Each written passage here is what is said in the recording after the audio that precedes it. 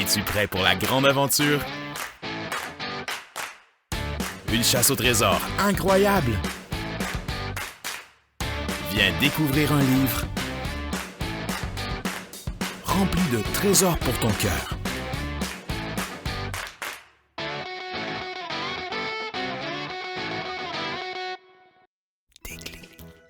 Hey, Sally, je suis contente de te voir aujourd'hui.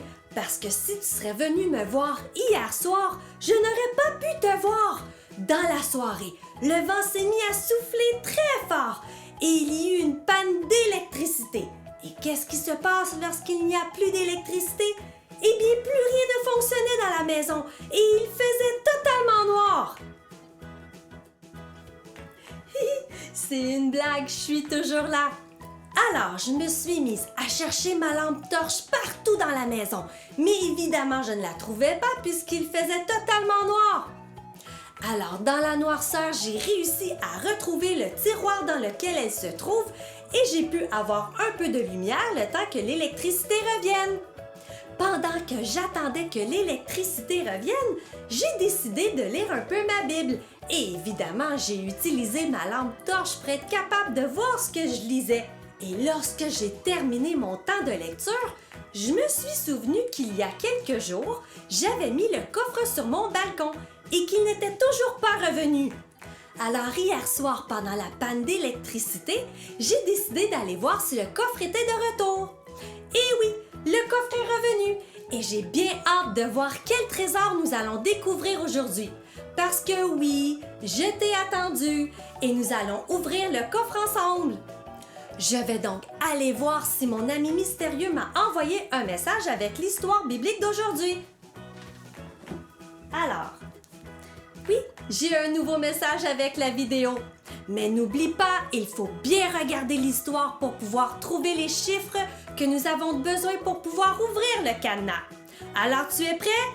C'est parti! Voici Philippe. Eh oh! Il était un des disciples de Jésus. Yep! Philippe annonçait la bonne nouvelle de Jésus dans plusieurs endroits. Un jour, un ange de Dieu lui dit « Va vers le sud, sur la route du désert. » J'ai bien compris! Pendant que Philippe était en chemin, il rencontra un Éthiopien très important. Il était allé à Jérusalem pour adorer Dieu et s'en retournait vers son pays. Il était assis dans son chariot et lisait le livre d'Ésaïe. « Eh, bonjour! » L'Esprit de Dieu parla à Philippe et lui dit de marcher à côté du chariot. « Oui, je vais faire ça. » Philippe courut vers le chariot et entendit l'Éthiopien qui lisait et lui demanda « Est-ce que tu comprends ce que tu lis? » L'homme lui répondit « Je ne comprendrai pas à moins que quelqu'un me l'enseigne. Allez, monte! » Il invita Philippe à monter dans son chariot et à s'asseoir avec lui. « Cette partie-là » l'Éthiopien demanda à Philippe. Est-ce qu'Ésaïe parlait de lui-même ou de quelqu'un d'autre? À partir du livre d'Ésaïe, Philippe commença à raconter la bonne nouvelle de Jésus pendant qu'il roulait. Alors qu'ils roulaient, ils arrivèrent près d'un cours d'eau. « Oh, attendez! »« Il y a de l'eau là. Est-ce que tu peux me baptiser? » L'Éthiopien dit au chauffeur d'arrêter le chariot. « Stop! » Ils allèrent dans l'eau et Philippe le baptisa. Alors que l'Éthiopien sortait de l'eau, l'Esprit de Dieu transporta Philippe vers une autre ville. L'Éthiopien ne revit jamais Philippe, mais il retourna chez lui tout joyeux.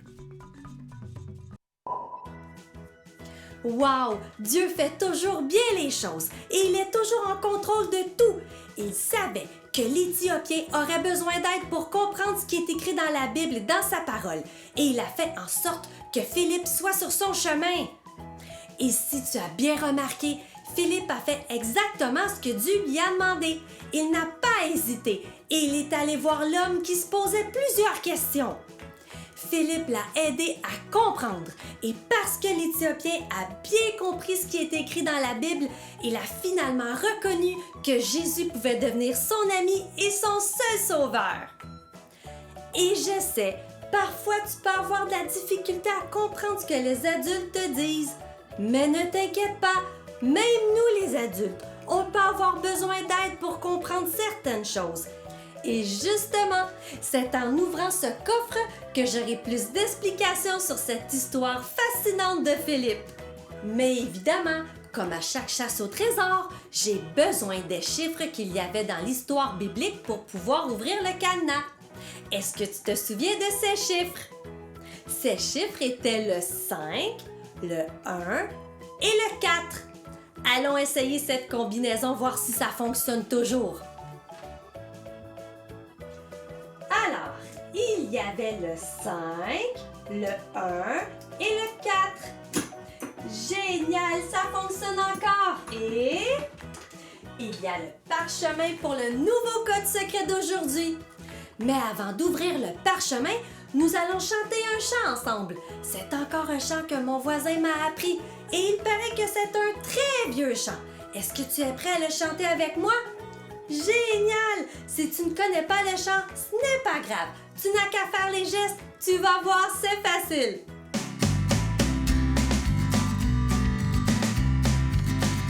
Mets de l'huile dans ma lampe, rends-moi bouillant. Mets de l'huile dans ma lampe, je prie. Mets de l'huile dans ma lampe, rends-moi bouillant. Rends-moi bouillant pour l'éternité. Mets de l'huile dans ma lampe, rends-moi bouillant. Mets de l'huile dans ma lampe, je prie. Mets de l'huile dans ma lampe, rends-moi bouillant. Rends-moi bouillant pour l'éternité. Chante Hosanna, chante Hosanna, chante Hosanna pour le roi des rois. Chante Hosanna, chante Hosanna, chante Hosanna pour le roi. Mets de l'huile dans ma lampe, rends-moi bouillant. Mets de l'huile dans ma lampe, je prie. Mets de l'huile dans ma lampe, rends-moi bouillant. Rends-moi bouillant pour l'éternité. Chante Hosanna, chante Hosanna, chante Hosanna pour le roi des rois. Chante Hosanna, chante Hosanna, chante Hosanna pour le roi. Mets de l'huile dans ma lampe, rends-moi bouillant. Mets de l'huile dans ma lampe, je prie. Mets de l'huile dans ma lampe, rends-moi bouillant. Rends-moi bouillant pour l'éternité. Chante Hosanna, chante Hosanna, chante Hosanna pour le roi des rois. Chante Hosanna, chante Hosanna, chante Hosanna pour le roi. Chante Hosanna, chante Hosanna, chante Hosanna pour le roi des rois. Chante Hosanna, chante Hosanna, chante Hosanna pour le roi.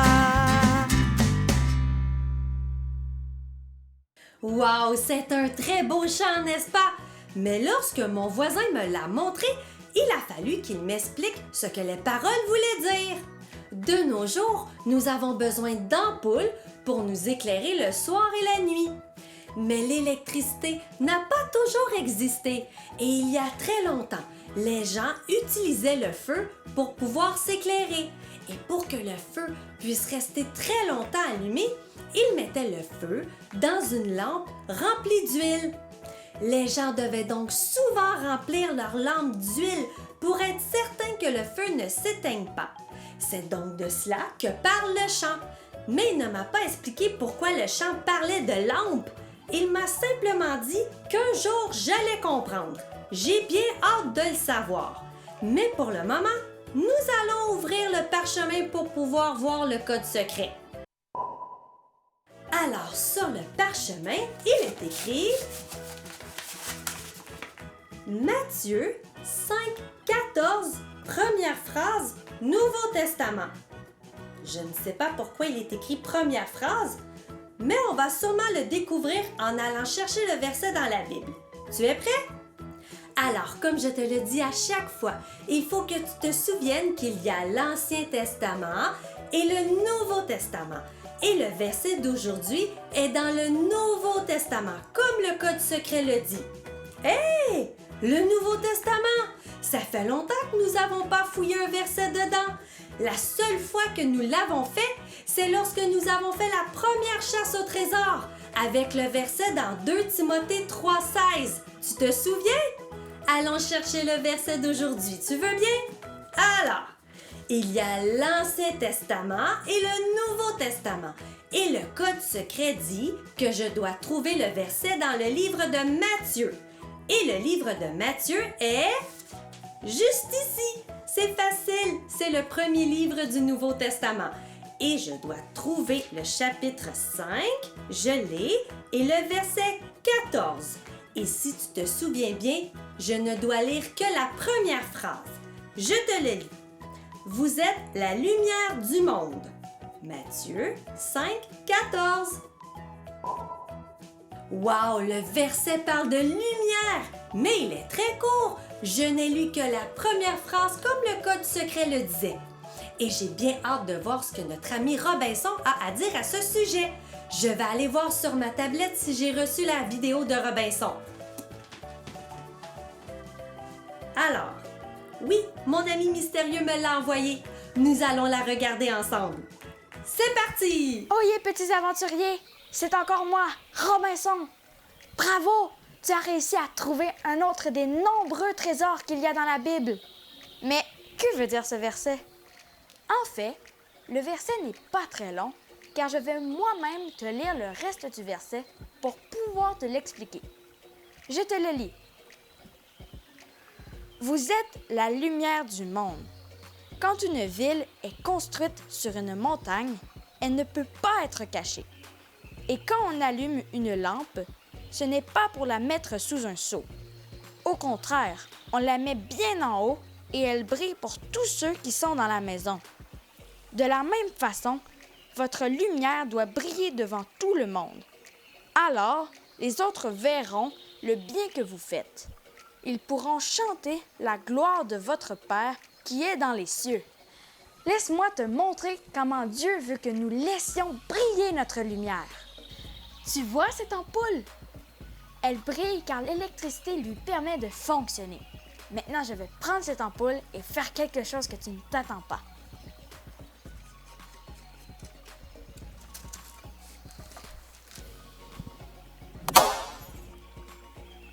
Wow! Est-ce que tu crois que l'ampoule peut encore fonctionner? Eh bien non! Elle est en 1000 morceaux! Je vais prendre une autre ampoule.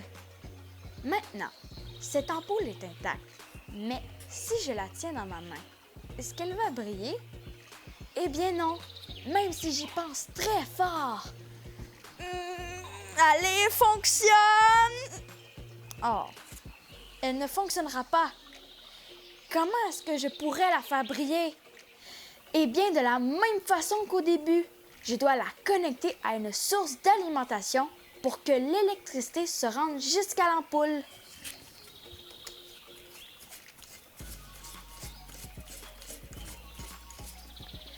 C'est la seule façon pour qu'elle puisse fonctionner. Lorsque nous péchons, notre lumière ne brille pas comme elle le devrait. Sans Jésus, nous sommes tous comme des ampoules cassées. Quand nous péchons, nous nous brisons et nous endommageons notre connexion avec Dieu. Nous faisons tous des péchés. Nous ne pouvons rien faire pour réparer ce que nous faisons de mal. Seul Dieu peut le faire. Sauf que la bonne nouvelle est que Dieu guérit les personnes brisées. Lorsque nous demandons à Dieu de pardonner nos péchés et que nous désirons lui obéir et être son ami, il prend toutes les pièces brisées de notre vie et nous rend tout neuf, comme la nouvelle ampoule. Mais même une nouvelle ampoule ne brille pas si elle n'est pas connectée à une source d'alimentation. Tout comme une ampoule qui n'est pas branchée, nous ne pouvons pas briller seuls malgré tous nos efforts. La bonne nouvelle est que lorsque nous avons l'amour et la joie de Jésus dans notre vie et que nous faisons les bonnes actions, sa lumière va briller à travers nous et tout le monde va pouvoir la voir. Mais, comme le restant du verset le dit bien, nous ne devons pas cacher notre lumière en dessous d'un seau. Si nous ne voulons pas montrer notre lumière, les gens autour de nous ne pourront pas en profiter et ils ne verront pas l'amour de Jésus en nous. Si nous laissons briller notre lumière, les gens vont voir que nous sommes différents et ils vont vouloir en savoir plus sur Jésus. C'est pour cela qu'il ne faut pas cacher sa lumière.